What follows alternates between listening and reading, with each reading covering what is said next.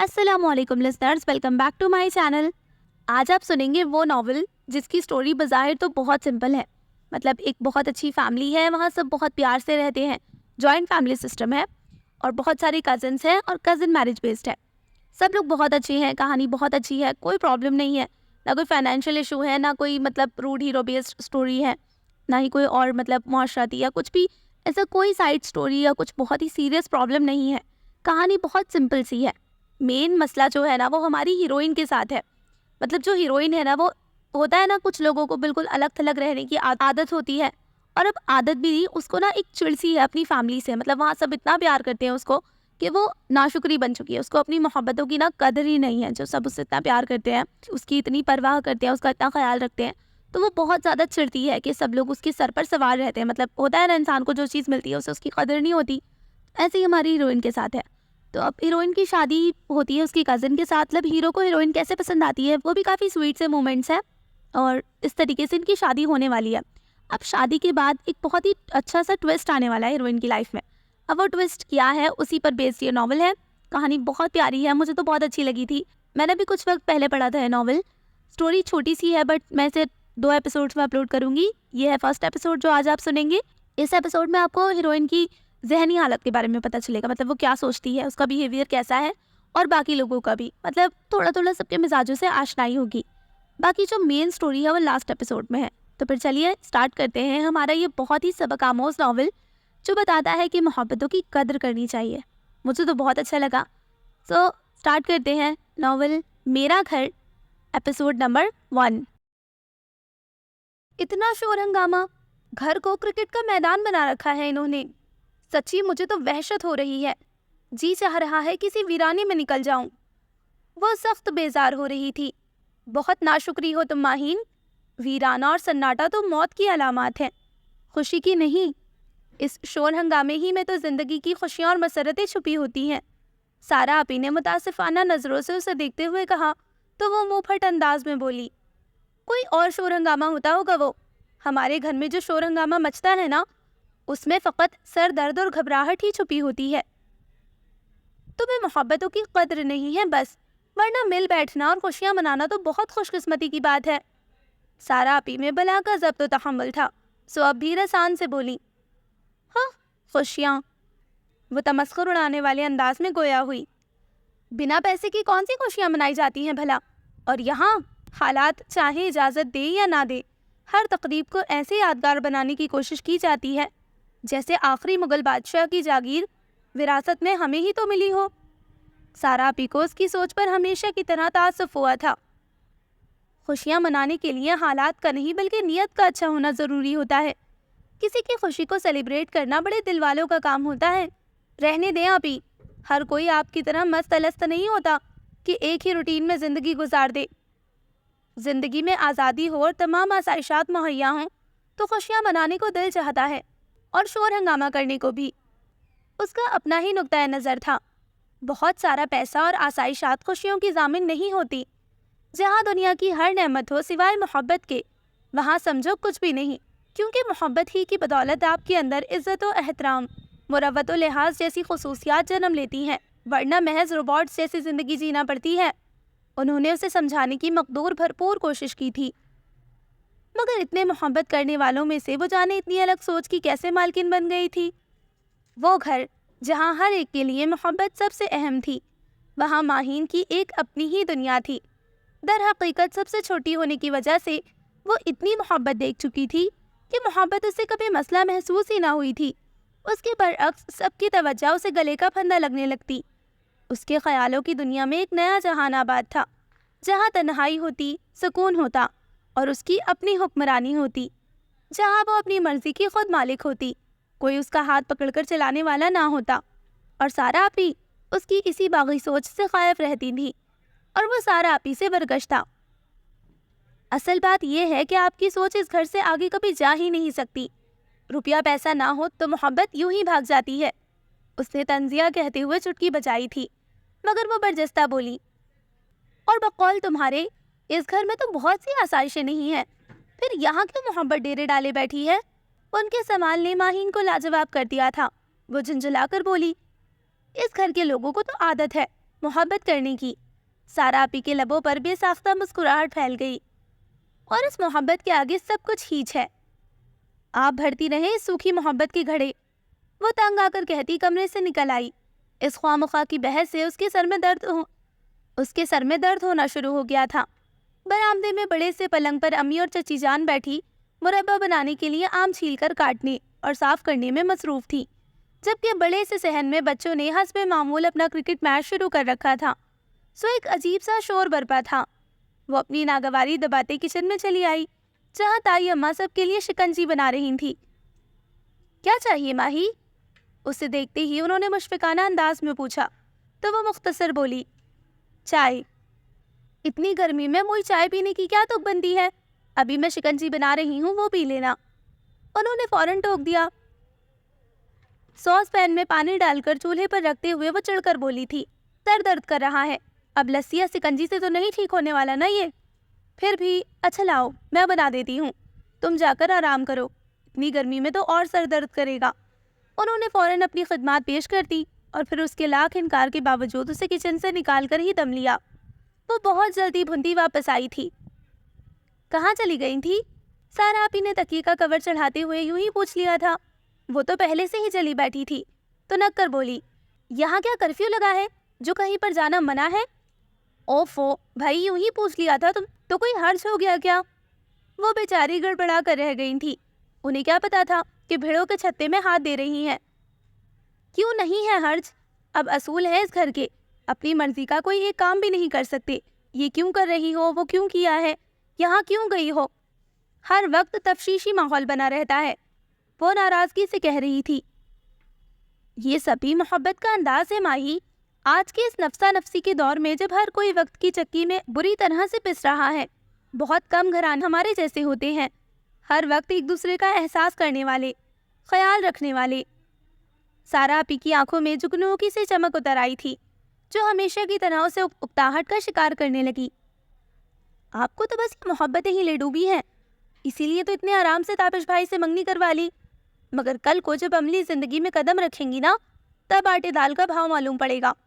الگ رہتی تو عیش بھی کرتی، مگر اتنی بڑی فیملی میں پتہ بھی نہیں چلے گا کہ مہینے کے 10,000 کہاں کھپ گئے۔ تب بتائیے گا کہ محبت کا پنچھی دل کی کس ڈال پر بیٹھا ہے۔ سب کی سوچ تم جیسی نہیں ہوتی، حالات اچھے ہوں یا برے، ایک دوسرے کے ساتھ کے سہارے ہی گزرتے ہیں، دکھ ہو یا سکھ، دونوں میں ہی سب سے پہلے اپنے یاد آتے ہیں۔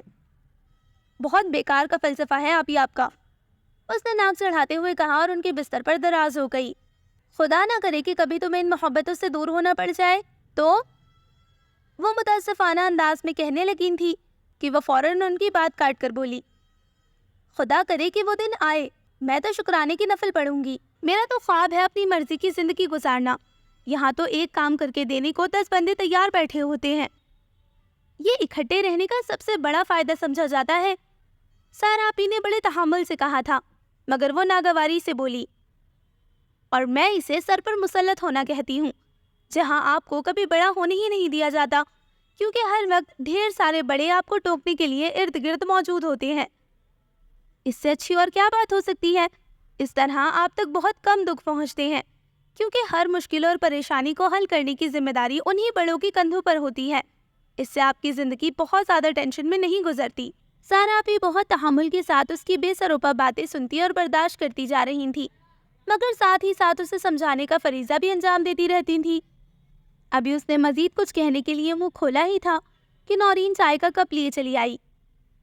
آپی زیادہ سر دکھ رہا ہے تو دبا دوں؟ وہ چائے کا کپ پکڑاتے ہوئے پوچھ رہی تھی۔ یہ آرڈر تائی اماں نے جاری کیا ہوگا، ماہین نے جواباً پوچھا۔ حسب توقع اس کا جواب اثبات میں آیا تھا۔ جاؤ تم، بالکل ٹھیک ہوں میں، اس کی بیزاری سے کہنے نوین خاموشی سے چلی گئی۔ دیکھا آپ نے، ذرا سی بات کو بڑھا چڑھا کر کہاں سے کہاں لے جاتے ہیں۔ ذرا سا سر میں درد ہو رہا تھا، بس چائے بنانے کا سوچنا ہی غضب ہو گیا۔ سارا آپی نے اسے ملامتی نظروں سے دیکھا۔ تمہارا دماغ خراب ہے اور کچھ نہیں، خدا کا شکر ادا کرنے کی بجائے تم ہر وقت شکوے شکایات کرتی رہتی ہو۔ کون کرتا ہے اتنا خیال کسی کا؟ بس میرا دم گھٹتا ہے ان چوچلوں سے۔ وہ سر جھٹک کر چائے پینے لگی۔ اس کے انداز و الفاظ نے چند لمحوں کے لیے انہیں ساکت کر دیا تھا، قدر توقف کے بعد وہ متاسفانہ انداز میں بولی، صحیح کہتی ہے امی، تم بے حد ناشکری ہو۔ خود سے منسلک رشتوں کی نہ تو تمہیں پرواہ ہے اور نہ ہی قدر۔ خیر اب ایسا بھی نہیں ہے۔ وہ فی الفور ان کی کہی کی تردید کر گئی، پھر اپنی بات کی وضاحت کرنے لگی۔ مجھے صرف ہر وقت ان کا مرغی کی طرح سب کو اپنے پروں میں سمیٹے رہنا عاجز کر دیتا ہے۔ تمہیں بالکل بھی اندازہ نہیں ماہی کہ تمہاری سوچ کتنی غلط ہے۔ مرغی بھی اپنے بچوں کو پروں میں اسی لیے سمیٹے رکھتی ہے کہ انہیں زمانے کی مشکلات اور سرد و گرم سے بچا کر رکھے۔ ہم تو پھر انسان ہیں، جذبات و احساسات سے گندھے۔ وہ بہت رسانیت سے بولیں تو اس نے شانے اچکاتے ہوئے لاپرواہی سے کہا، بہرحال میں اپنی زندگی خود جینا چاہتی ہوں، بہت ریلیکس ہو کر، اور اس کے لیے مجھے اپنے کندھوں پر محبتوں کی گٹھڑ نہیں چاہیے جو ٹھیک سے سانس بھی نہ لینے دے۔ اور وہ گہری سانس بھر کر رہ گئی تھی۔ شدید گرمی کے باوجود عاشر اس ویکینڈ پر بھی آ گیا تھا، اور آتے ہی سب گھر والوں نے اس کی اتنے ناز اٹھانا شروع کیے کہ ماہین کلس کر رہ گئی، جبکہ وہ ہنستا مسکراتا سب سے لاڈ اٹھوا رہا تھا۔ اتنی شدید گرمی پڑ رہی ہے لاہور میں کہ حد نہیں، اوپر سے وقت بے وقت لوڈ شیڈنگ۔ اف، اسی لیے تو بھاگتا رہتا ہوں وہاں سے۔ وہ تائی اماں کی گود میں سر رکھے برآمدے میں بچھے پلنگ پر لیٹا بتا رہا تھا، سچی بات تو یہ ہے کہ تم صرف ایک بہترین ویکینڈ منانے کے لیے وہاں سے بھاگتے ہو۔ اس میں میرا کوئی قصور نہیں۔ اس گھر میں محبتوں کا جو جادو پھیلا ہے وہ کہیں اور ٹکنے ہی نہیں دیتا۔ وہ آرام سے بولا تو سبھی نے اس کی تائید کی، سوائے ماہین کے۔ اسے یہ سب اپنے لاڈ اٹھوانے کا ڈھکوسلا لگ رہا تھا۔ وہ ناک چڑھاتی اٹھ کر اپنی اور سارا آپی کے مشترکہ کمرے میں چلی آئی تھی۔ تائی اماں کے 3 بیٹے تھے اور ایک بیٹی، سب سے بڑے تابش، اس سے چھوٹا عاشر، پھر احمر اور بیٹی نوین۔ ان کے بعد چچی جان تھی، ان کے 4 بچے تھے۔ 2 بیٹیوں فوزی اور فرانہ کو بہانے کے بعد وہ بہویں گھر میں لا چکی تھیں اور اب اپنے پوتے پوتیاں کھلا رہی تھیں۔ سب سے آخر میں ماہین کی امی کی باری آتی تھی۔ وہ اس گھر کی سب سے چھوٹی بہو تھی اور ان کی اولاد میں سارا اور ماہین شامل تھی۔ کشادہ سے گھر میں ہر وقت کا ہلا گلا اور ہنگامے بہت پر رونق لگا کرتے تھے۔ یہی وجہ تھی کہ سب ہی خوشیوں بھرا وقت گزار رہے تھے، ایک دوسرے کے غم میں شریک، اور چھوٹی سے چھوٹی خوشی کو دل سے مناتے۔ پھر بھی عاشر، بچے اتنی شدید گرمی میں ہر ہفتے اتنا لمبا سفر کر کے آنے کی کیا تک بنتی ہے؟ میں نے کہا تو تھا کہ مہینے کے آخر میں آ جایا کرنا۔ ماہین کے کانوں سے تائی اماں کی متفکرانہ آواز ٹکرائی تھی۔ یقیناً وہ ابھی تک یہ سوچ سوچ کر بے چین ہو رہی تھی کہ وہ اتنی گرمی میں لاہور سے گجرات تک کا سفر کیسے کر کے آیا تھا۔ جی نہیں، پہلے ہی پتہ نہیں میں کیسے اتنی دوری برداشت کر رہا ہوں۔ کچھ ہی عرصہ ہے، دیکھیے گا، میں یہاں ٹرانسفر کروا لوں گا، وہ بڑے مزے سے کہہ رہا تھا۔ لو جی، یہاں کیا پڑا ہے جب آگے چلے آتے ہیں؟ شکر نہیں کرتے کہ ان ہنگاموں اور ہجوم سے دور پرسکون زندگی گزار رہے ہیں، ماہین نے جل کر سوچا تھا۔ روٹی گول ہوتی ہے بھائی، اسی لیے تو میلوں سفر کراتی ہے، پہیے کی طرح۔ نائلہ بھابی نے خربوزوں کی کٹی شاخوں سے سجی پلیٹ اس کے سامنے بڑھاتے ہوئے شرارت سے کہا تو وہ برجستگی سے بولا تھا، نو پرابلم بھابی صاحبہ، ہم روٹی کو چوکور بنا کر ایک ہی کونے میں ٹکائے رکھیں گے، ہم سب دعا کریں گے۔ سعدیہ بھابی نے بھی اسے تسلی دی۔ اتنی گرمی میں شادی کرانے کی بھلا کیا تک بنتی ہے آپی؟ اس نے تکیا پٹکتے ہوئے سارا آپی سے کہا جو مسلسل مسکرائے جا رہی تھی۔ مگر میں آپ سے کیوں پوچھ رہی ہوں؟ آج سے پہلے آپ نے کون سا میری مرضی کوئی کام کیا ہے؟ آج ایک بے پناہ شور و ہنگامے سے بھری گھریلو تقریب منعقد کی گئی تھی۔ فوزی اور فرزانہ آپی تک ان کے شوہر اور بچوں سمیت بلوائی گئی تھی، اور اس پر مسرت موقع پر سارا آپی اور تابش بھائی کی شادی کی بہت قریبی ڈیٹ فکس کر دی گئی تھی۔ اتنے خوشی بھرے ماحول میں بھی وہ سارا وقت اختلاط کا شکار رہی تھی۔ اتنی گرمی اور اتنے ڈھیر سارے لوگ، کچن میں تو ماہین نے جھانک کر بھی دیکھنے کی غلطی نہیں کی تھی، اور اب وہ سارا کا دماغ کھا رہی تھی، مگر وہ اسے قطعی طور پر نظر انداز کرتی اپنے بستر پر لیٹ کر کروٹیں بدل رہی تھی۔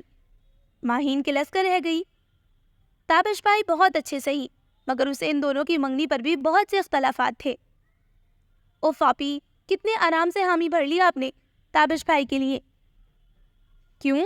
اس میں آخر کیا عجیب ہے؟ وہ حیران ہوئی تھی۔ کمال ہے آپی، ساری عمر اس گھر میں گزار کر بھی آپ کا دل نہیں بھرا۔ اسی گھر کے ایک سے دوسرے کمرے میں شفٹ ہو جائیں گی اور بس، نیا کیا ہوگا اس میں؟ پاگل ہو تم بالکل، وہ مسکراہٹ کے ساتھ بولی और आंखों में चम से ताबिश रज़ाक का वजी सरापा उतर आया। एक नए और अजनबी बंदे का साथ क्या जिंदगी के नएपन के लिए काफी नहीं है? लो जी, माहीन ने उन्हें बेयकीनी से देखा। ये नया और अजनबी बंदा कौन है भला? खुदा झूठ न बुलवाए तो कम अज कम भी 24 सालों से देख रही हैं आप इस बंदे को। सबसे ज्यादा तो इन्हें आप ही जानती हैं। पगली, इस जानने और अब के जानने में बहुत फर्क होगा। पहले के रिश्ते में एक हद थी, मोहब्बत का अंदाज अलग था। ये तो कोई मजे की बात नहीं है। शादी से पहले भी आप यही रही हैं और बाद में भी यहीं पर रहेंगी। वही शक्लें और वही आदतें रखने वाले लोग। सारा आपी ने गहरी सांस भरते हुए उसकी तरफ से करवट बदल ली। सब लोग हमारे अपने ही हैं माही। मैं तो खुदा का लाख लाख शुक्र अदा करती हूँ कि मुझे किसी नए इम्तहान का सामना नहीं करना पड़ा। सबसे मुश्किल मरहला किसी अनजानी जगह अजनबी लोगों के दरमियान एडजस्टमेंट का होता है, और मुझे इसमें कोई प्रॉब्लम नहीं होगी क्योंकि मेरा मैका और ससुराल एक ही है। शादी के बाद एक ही तो हुक उठती है लड़की के दिल में, अपने मैके की। मेरे माँ बाप और बहन भाई मेरे नज़रों के सामने होंगे तो खुशी और इत्मीनान भरी जिंदगी गुजरेगी मेरी। वह इस कदर शांत और मुतमईन थी कि माहीन करहा कर रह गई। उफ, उसने तकिया चेहरे पर रख लिया था। आप तो कुएं की मेंढक हैं बस। मुझे तुम बख्शो, अपनी दफा सारी ख्वाहिशें पूरी करवा लेना। वो भी चिढ़ गई थी। मैं तो शुक्राने की नवाफिल पढ़ूंगी जो इस हजूम से निकलूंगी तो। इतने सारे लोगों में इंसान की अपनी कोई शख्सियत ही नहीं बन पाती। उनके जवाब पर वो फिलफौल बोली थी तो सारा आप ही सर पकड़ कर रह गई। जाने इस लड़की का क्या बनने वाला था। शादी के दिन करीब आते ही घर में रिवायती सी हलचल शुरू हो गई। जहाँ सारा दिन बाजारों की खाक छानने में गुजरता, वहीं शाम की साय ढलती ही ढोलक रख ली जाती। लड़कियां बालियां इकट्ठी होकर इतनी रौनक लगाती कि मजा आ जाता, और ये सब कुछ इतना दिलकश था कि माहीन जैसी आदम बेजार भी अपनी सारी उकताहट और बेजारी भूलकर इस हंगामे का हिस्सा बन गई थी। इतने दिनों से उसकी नसीहतों और उल्टी सीधी मंतकों का शिकार बनती सारा आपी ने भी सुख का सांस लिया था। वो बहुत दिलचस्पी और दिल जमई के साथ शादी की तैयारियों में मगन थी, और इस तमाम जोश खरोश का रिजल्ट शादी वाले रोज उसके दिलकश रूप की सूरत निकला था। हर वक्त हजूम और गर्मी का शोर करने वाली माहीन इस वक्त सबकी पुरसताइश नजरों के एहसास से इतरा रही थी। तभी किसी पर ना उठने वाली आशिर रज़ाक की नज़र उसके रूप पर ठहर सी गई थी। ताबिश भाई की उंगली पर मेहंदी लगाकर नेक के लिए झगड़ती वो अपना सजल सा रूप लिए सीधी उसके दिल में उतर गई थी। कमाल है, इतने सालों में तो कभी ऐसा कुछ नहीं था, और अब यूं अचानक वो खुद पर हंस दिया था। उसकी बाकी तमाम कजिन्स से तो बेतकल्लुफाना दोस्ती थी, मगर माहीन की अलग थलग रहने वाली रिजर्व सी फितरत के बायस वो उससे बहुत कम ही मुखातिब होता था। हालांकि बाकी सब बहनें और भाभियां अक्सर और बेशतर उसकी शोखी और बरजस्ता जुमलों की जद में रहती और पलट कर जवाबी हमला भी कर देती थी, मगर माहीन ना तो कभी उससे बेतकल्लुफ हुई थी और ना ही कभी आशिर ने ख्वामख्वाह उसे गुफ्तगू में घसीटने की कोशिश की थी। यूं भी पहले तो उसकी पढ़ाई ने उसे सर उठाने की मोहलत ना दी। उसके बाद के 4 साल दूसरे शहर में नौकरी की तलाश में गुजरे थे। इतना वक्त ही कहाँ मिलता था कि किसी और खुशकुन ख्याल दिल में जगह दी जाती। अब वो लाहौर में एक बहुत अच्छी पोस्ट पर जॉब कर रहा था और सेटल भी हो चुका था। वीकेंड पर घर आता, मगर इतने सारे लोगों में उसने कभी सोचा भी ना था कि माहीन से मुलाकात होगी भी या नहीं। मगर आज की ये वारदात बेहद अनोखी थी।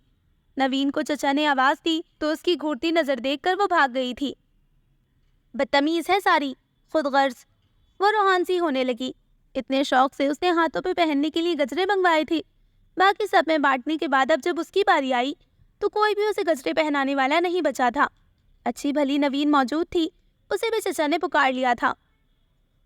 तुम्हें क्या हुआ? तेजी से अपने कमरे की तरफ बढ़ता आशिर उसे राहदारी में महवे इंतजार पाकर ठिठक गया था। कुछ नहीं हुआ मुझे। वो खफा खफासी रुख मोड़ गई। कोई और मौका होता तो अपने मिजाज के मुताबिक आशिर भी शाने झटक कर अपनी राह लेता। उसके तो अपने भी 1000 नखरे थे, मगर वो माहीन का सजल सा रूप ही था जो उसके कदमों में बेड़ी बन गया था। मार पड़ी है क्या? जी नहीं, वो हस्बे तवक्का चिढ़कर पलटी थी। अच्छा, चेहरे से तो लग रहा है जैसे रोकर आ रही हो। लबों की तराश में मुस्कुराहट दबाए वो बड़ी फुर्सत के आलम में उसके नकोश की दिलकशी जांच रहा था। उसकी मुस्कुराहट ने माहीन को तपा दिया। अभी सब उसकी ड्रेसिंग और मेकअप की इतनी तारीफ करके गई थी اور عاشر نے 2 سیکنڈ میں سب کچھ برباد کر دیا تھا۔ غلط فہمی ہے آپ کی، مجھے تو آج تک کبھی کسی نے ڈانٹا تک نہیں ہے۔ اوکے، وہ فوراً شرافت کی زون میں آ گیا تھا۔ ویسے مسئلہ کیا ہے؟ ماہین کے دل کا درد پھر سے بیدار ہونے لگا۔ یہ گجرے خود تو سب پہن گئی ہیں، ابھی میری باری آئی تو نوین بھی بھاگ گئی۔ بس اتنی سی بات؟ لاؤ میں پہناتا ہوں، مسکراہٹ کے ساتھ کہا اور ساتھ ہی ہاتھ بڑھا کر اس کے ہاتھوں سے گجرا تھام لیا۔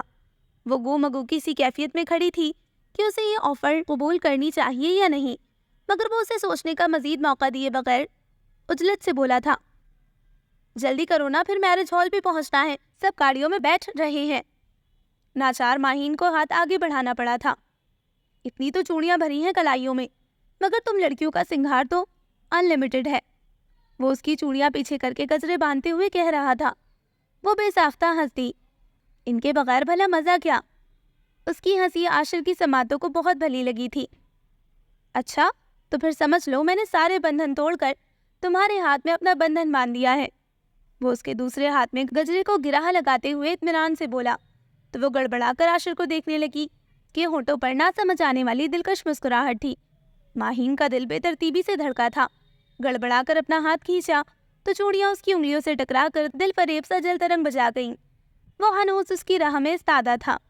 ماہین اس کے بدلتے انداز سے پریشان ہونے لگی تھی۔ آپ شاید کسی کام سے جا رہے تھے۔ میرا کام تو تمام ہو گیا، وہ گہری سانس کھینچتے ہوئے عجیب سے انداز میں بولا تو اس کی شوخ نظروں نے اس کی پلکوں کو بوجھل کر دیا۔ ارے، وہ ہنس دیا، تم شرماتی بھی ہو؟ آپ پلیز راستے سے ہٹیے۔ وہ عاشر سے زیادہ اپنی دھڑکنوں کے بدلتے انداز سے خوفزدہ ہو گئی تھی۔ اور اگر میں تمہارے ہر راستے کی منزل بن جاؤں تو؟ وہ تو آنکھوں کے راستے دل میں گھسا جا رہا تھا۔ ماہین کی قینچی جیسی زبان جیسے تالوں سے چپک کر رہ گئی تھی۔ بمشکل اسے ہاتھ سے ایک طرف دھکیلتی وہ تقریباً بھاگتے ہوئے باہر نکل گئی، مگر اس کے بعد بھی سارا وقت وہ خود کو اس کی مسکراتی نظروں کے حصار میں محسوس کرتی رہی تھی۔ دودھ پلائی کے وقت بھی اس نے ٹھیک سے جھگڑ کر نیک تک وصول کرنے نہیں دیا تھا۔ اتنے برجستہ جملے کسے وہ جو ہاتھ لگا وہی لے کر اسٹیج سے اتر آئی تھی۔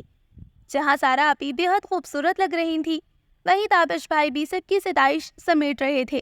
دولہا دلہن کو رخصت کرا کے گھر لایا گیا تھا۔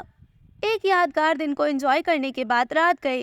ان سب کو بستر نصیب ہوئے تو بے پناہ تھکن کے باوجود اسے فوراً نیند نہیں آئی تھی، بلکہ آنکھیں مونتے ہی پلکوں تلے عاشر کا سراپا اتر آیا تو وہ خود کو سرزنش کرنے لگی۔ یہ نہیں ہو سکتا، میں سارا آپی کی طرح اسی گھر میں کھپنے کو تیار نہیں ہوں۔ وہی لوگ، وہی در و دیوار، کچھ بھی تو نیا پن نہیں ان سب میں۔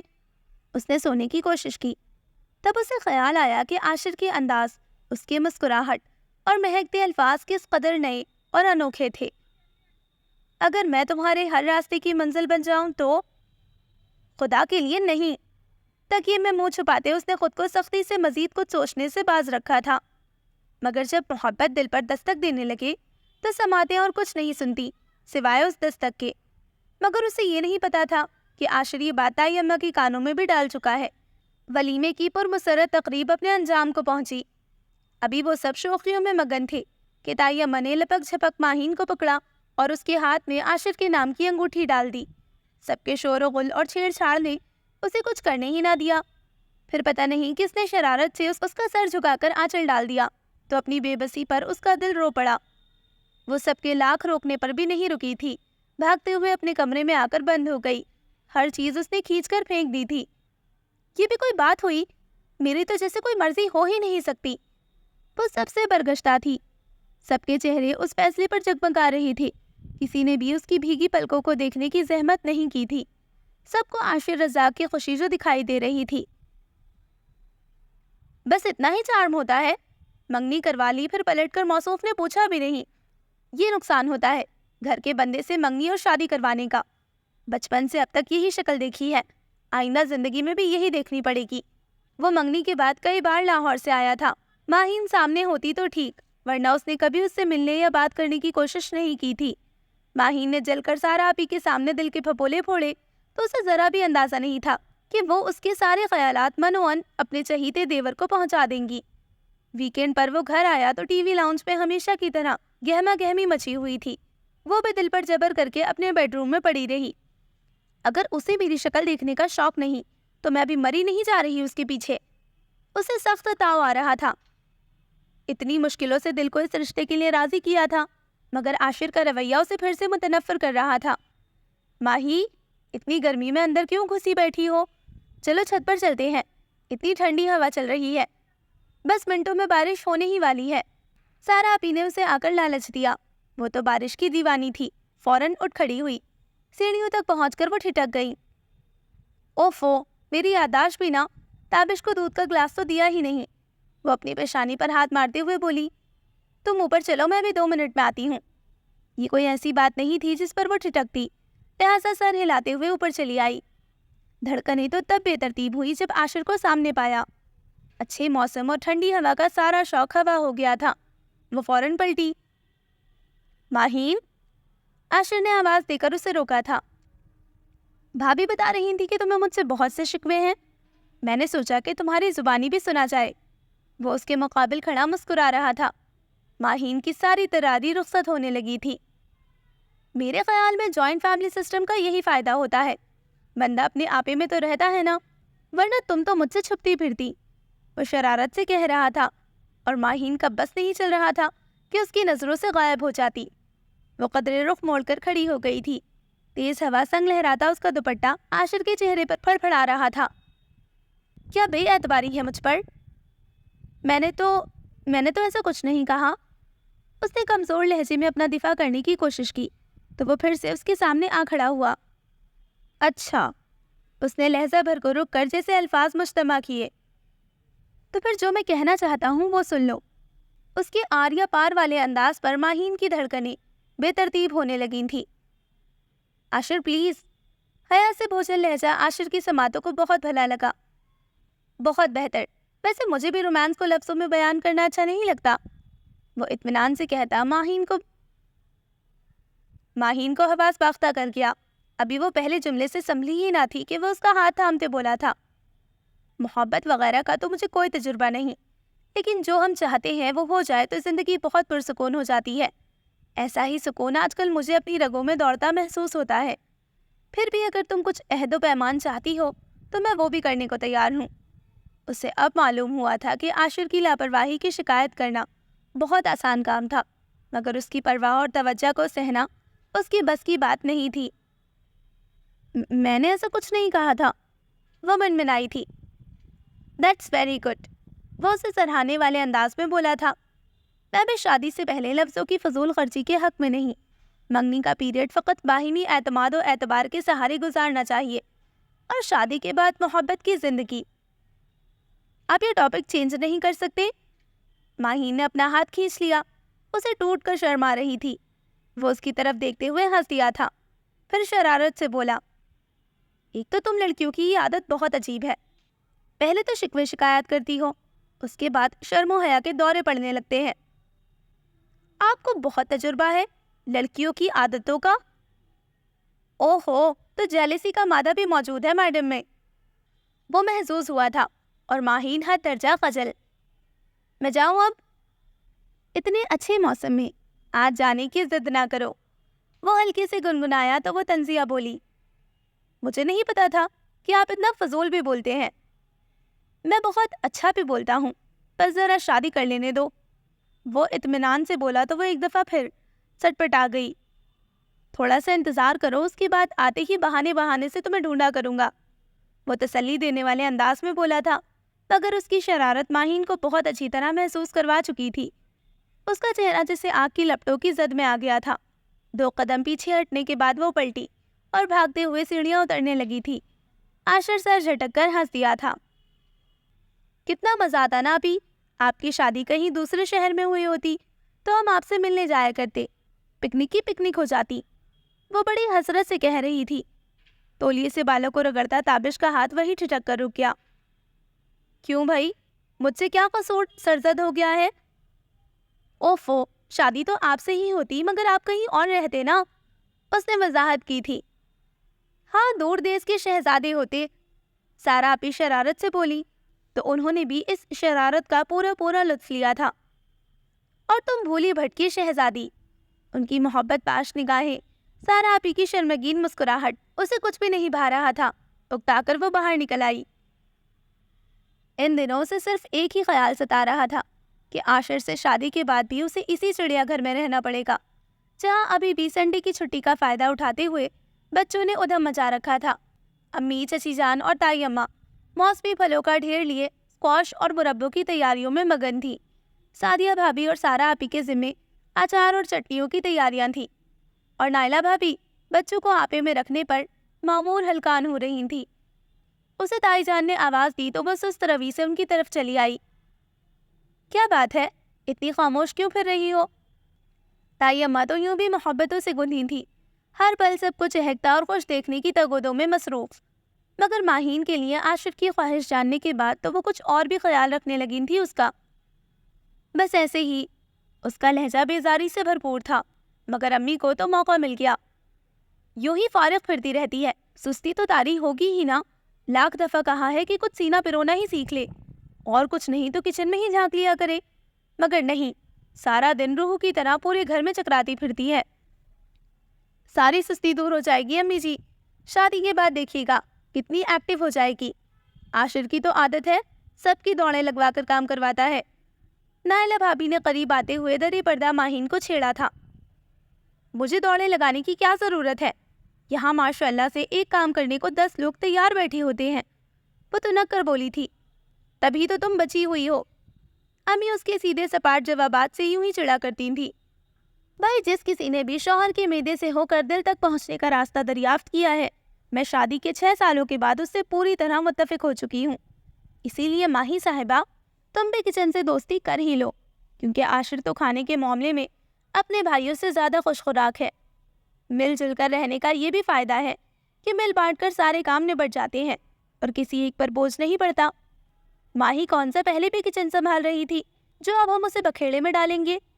تم صرف عیش کرنا ماہی، سعدیہ بھابھی مسکراتے ہوئے کہہ رہی تھی، جبکہ اس ساری چھیڑ چھاڑ سے الگ اس کا ذہن الگ ہی ادھیڑ بن میں تھا۔